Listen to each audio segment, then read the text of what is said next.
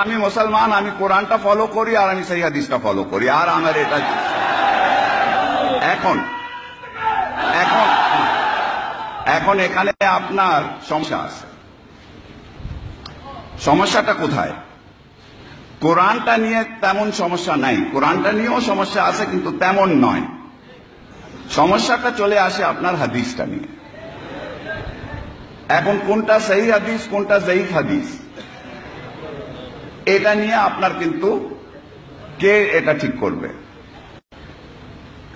তারপর আপনার এই পর্যন্ত যদি আপনি থাকেন ঠিক আছে, তারপর যখন ফিকহের সঙ্গে চলে আসেন তখন আপনার মাযহাবের ব্যাপারটা চলে আসে। সো এখানে যে জিনিসটা আমার মতে, আমার যে কথাটা হচ্ছে, আমি যে আমাদের বন্ধু বান্ধবদেরকে বলি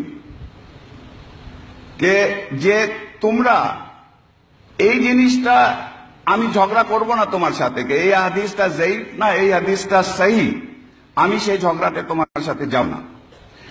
আমি বলছি যে তুমি তোমার নিজের বুদ্ধি দিয়ে তুমি এটা পড়ো, এটা তুমি দেখো। তুমি যদি মনে করো এটা সহিহ আছে তাহলে সহিহ, তুমি যদি মনে করো এটা যঈফ তাহলে যঈফ।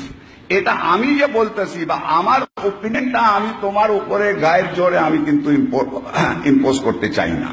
এটা তোমার ব্যাপার, তুমি নিজে পড়াশোনা, তোমার কে আল্লাহ জ্ঞান দিয়েছে, তোমার কে আল্লাহ। আর এখন তো আপনার ইন্টারনেট আছে, ইন্টারনেটে গিয়ে আপনি সবকিছু করে তুমি নিজে এটা সিদ্ধান্ত নাও। এবং